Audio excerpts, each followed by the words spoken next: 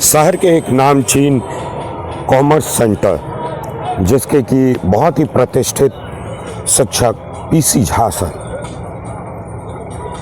के सेंटर पे भी बड़े ही धूमधाम के साथ सरस्वती पूजा का आयोजन किया गया।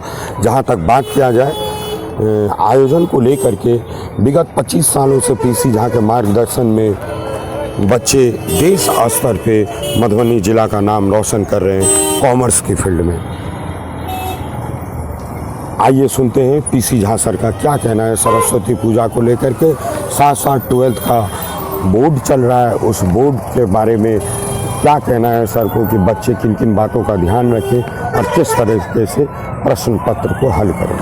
आइए सुनते हैं पीसी झा सर। जैसे कि आज सरस्वती पूजा है और PC Jha concept of commerce classes एक अपने आप में प्रतिष्ठित संस्थान है जहां मधुबनी में बात किया जाए मधुबनी के कॉमर्स के बच्चे पूरे देश में नाम रोशन कर रहे हैं। सर, सरस्वती पूजा के उपलक्ष्य में आपका क्या कहना है? आज बसंत पंचमी को माँ सरस्वती ज्ञान की देवी बुद्धि प्रदायिनी अधिष्ठात्री माँ जगदम्बे माँ सरस्वती का पूजन है। यह समाज के लिए यह बहुत बड़ा संकेत यह है कि शिक्षा का जागृति होना चाहिए। समाज में जब तक शिक्षा नहीं फैलेगा तब तक जो अज्ञान रूपी तिमिर है समाज का यह नहीं समाप्त होगा। इसीलिए ज्ञान जरूरी है। किसी भी राष्ट्र को सशक्त बनने में सबसे बड़ा जो नींव है, सबसे बड़ा जो स्तंभ है वह शिक्षा है।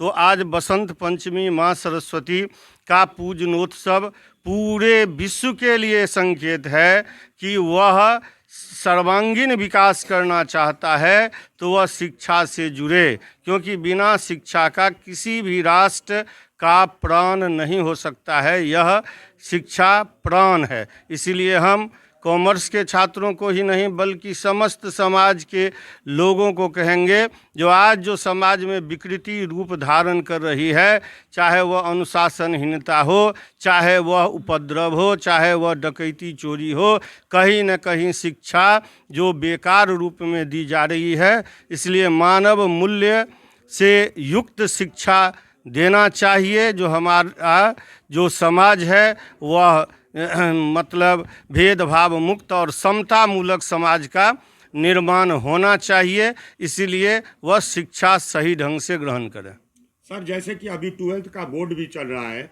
और कॉमर्स के स्टूडेंट भी पार्टिसिपेट कर रहे हैं, एक आपका सर गाइडलाइन कॉमर्स के बच्चे कैसे एग्जाम में किन किन बातों का ध्यान रखें?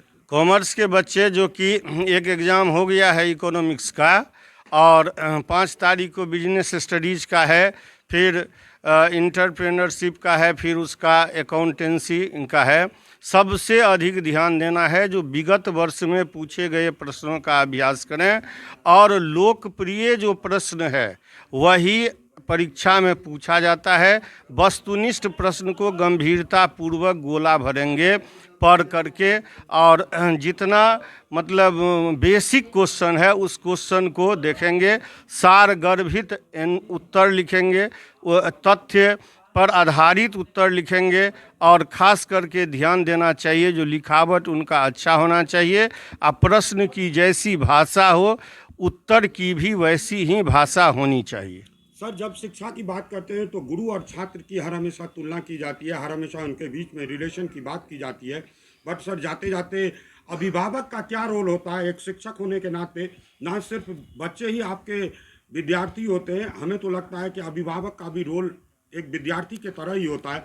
अभिभावक को क्या ध्यान देना चाहिए अपने बच्चों की सक्सेस को लेकर? सबसे पहली बात अभिभावकों को यह ध्यान देना चाहिए जो छात्र जो हमारा किसी कोचिंग संस्थान या किसी ट्यूशन या विद्यालय में पढ़ रहा है तो उन्हें देख रेख करना चाहिए, उन्हें नियंत्रण रखना चाहिए कि क्या हमारा छात्र सही समय पर जाता है कि नहीं। सेंटर के अंदर जो टेस्ट होता है उसका रिजल्ट उनका जो है सो उनको चेक करना चाहिए जो हमारा विद्यार्थी कहाँ कमज़ोर है और शिक्षकों से लगातार उन्हें संपर्क में रहना चाहिए। और उन्हें शिक्षकों को बताना चाहिए जो हमारा छात्र जो है सो इस दिशा में कमज़ोर हो रहा है, ताकि शिक्षक जो है सो मतलब उनको यह सूचना जो मिलेगी तो शिक्षक भी अभिप्रेरित होते हैं। जब अभिभावक इस तरीके का समस्या शिक्षक से शेयर करते हैं तो काफ़ी टीचर जो है सो मोटिवेटेड करते हैं। वैसे मिथिलांचल की धरती में अभिभावकों का बहुत ही महत्वपूर्ण योगदान है। शिक्षकों को देवता से भी बढ़ करके यहाँ समाज मानते हैं, समाज में एक अलग प्रतिष्ठा देते हैं। सभी विधा में काम करने वाले लोग काम करते हैं, लेकिन जो शिक्षण क्षेत्र में काम करते हैं उन्हें समाज अपने सिर पर बिठाए रहता है। इतना मान सम्मान शिक्षक को छोड़ करके समाज किसी को नहीं देता है। शिक्षकों का यह नैतिक दायित्व है कि जब छात्रों को पढ़ाएं तो उनमें अपने बेटा का दर्शन करें और एक सुशिक्षित जो नागरिक तैयार करके उन्हें देना है। राष्ट्र के विकास में शिक्षक का अहम योगदान है, इसीलिए उन्हें भौतिकवाद की दुनिया से हट करके और राष्ट्र के निर्माण की भूमिका अपनानी चाहिए और छात्रों को जहाँ तक हो सके इस राष्ट्र के लिए उन्हें प्रेरित करना चाहिए। जो राष्ट्र की रक्षा तब तक नहीं हो सकती है जब तक हमारे नवयुवक समाज में जो उन्होंने ज्ञान अर्जित किया है उसका उपयोग जब तक वह समाज में नहीं करेंगे तब तक राष्ट्र सशक्त नहीं होगा। इसीलिए हम कहना चाहते हैं, अभिभावकों को धन्यवाद देना चाहते हैं जो मिथिला के जो अभिभावक जो हमारे संपर्क में है, सभी शिक्षकों का बहुत ही आदर करते हैं। धन्यवाद।